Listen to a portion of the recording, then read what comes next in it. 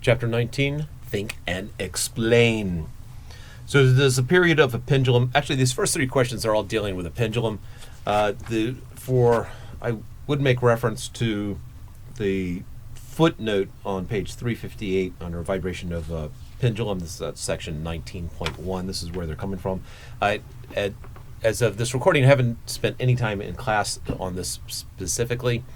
I do want to talk a little bit about what is the simple pendulum. It officially does not undergo simple harmonic motion. Simple harmonic motion must obey Hooke's law.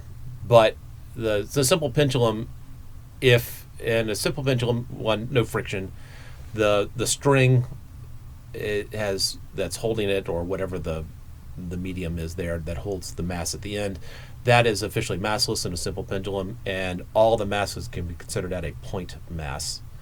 So that in essence makes the simple pendulum.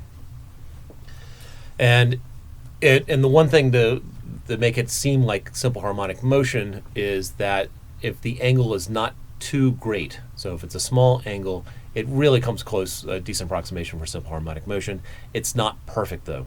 The bigger the angle, the farther off it gets. But we are going to assume a simple pendulum, that it is just a nice ideal case.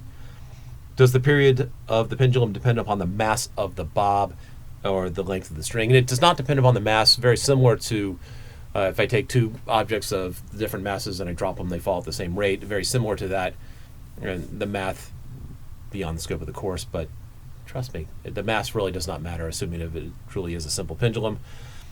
It does depend upon the length of the string, as is in the formula. The period depends upon, it's 2 pi times the square root of L over G. L is the length of the string. In other words, it's the distance from the fulcrum to where the point mass is, and then the acceleration due to gravity. So those are the two things it depends on.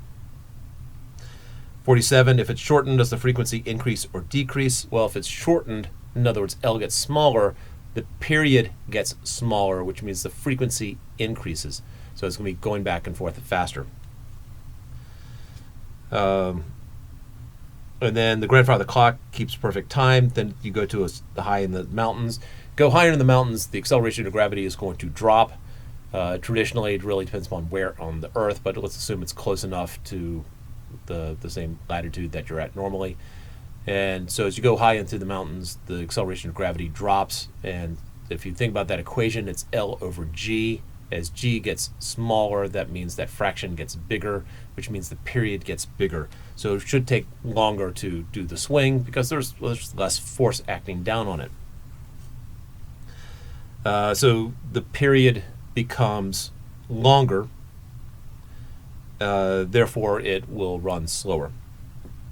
53, if the speed of a wave doubles while the frequency remains the same, what happens to the wavelength? Assuming that it stays in the same medium, we're looking at the equation that V equals lambda times the frequency, or frequency times the wavelength. And so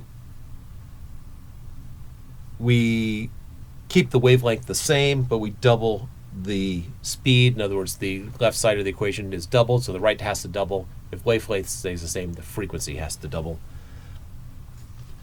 57, if you shake the end of a spring to produce a wave, how does the frequency of the wave compare to the frequency of your shake? Well, it has to match it.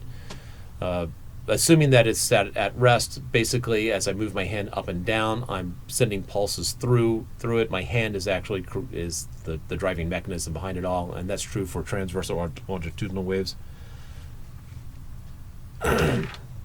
60, what kind of the waves are the following? The first one's a sound wave. That is a longitudinal wave, because sound depends on one particle knocking into another. Also, it is underwater. Transverse waves do not work well underwater. A pulse down a stretch of rope by snapping one end of it. By snapping it, so the line's like this, if I'm snapping it, I'm moving the particles perpendicular to the direction I want the wave to move. Also similar to a whip. So pulse down, that would definitely be a transverse wave. And then vibrations on a guitar string. Again, you're not pushing and pulling on it, you're plucking it. You're pulling perpendicular to the length of the string. So strings like this, to get the guitar, you pull up or down. And so that's definitely a transverse wave. 61, red light has a longer wavelength than violet light, which has the higher frequency. So the speed of light is the same regardless of what color it is. And so since speed is frequency times wavelength, the higher the wavelength, the lower the frequency.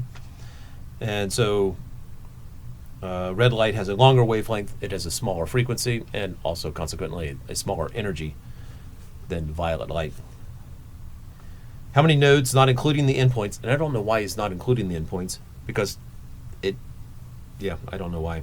Are there an ascending wave that is 2 wavelengths long or 3 wavelengths long? All right, so this depends. Are we talking about 2 fixed ends or 2 free ends? And I believe he's talking about 2 fixed ends. If it's 2 fixed ends, then the first harmonic has no nodes in the middle. It has the 2 nodes on the end, but no nodes in the middle. Second harmonic will have 1 node in the middle. Third harmonic will have 2 nodes. Again, not including the endpoints. Now in class, I include the endpoints because they are critical. Now, if it is 2 free ends, and I think this is not what he intended. Oh, sorry, we didn't answer the question. Sorry, back to it. So he says 2 wavelengths long. So the first harmonic for 2 fixed ends is a half of a wave. And we add a half wave each time. So if I want 2 wavelengths long, I'm talking about 4 halves. So that is the 4th harmonic. So the 4th harmonic would have 3 nodes in the middle, and then got the 2 on the ends, which he's ignoring.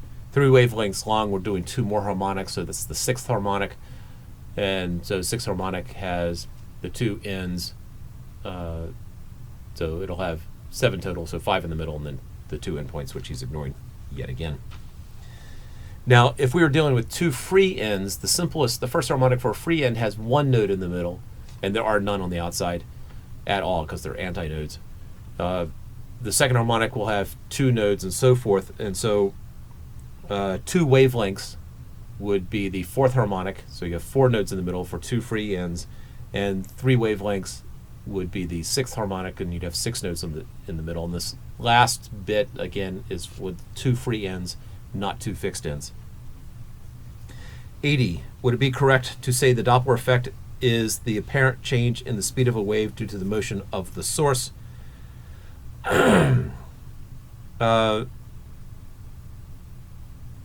Apparent change in the speed due to the motion of the source.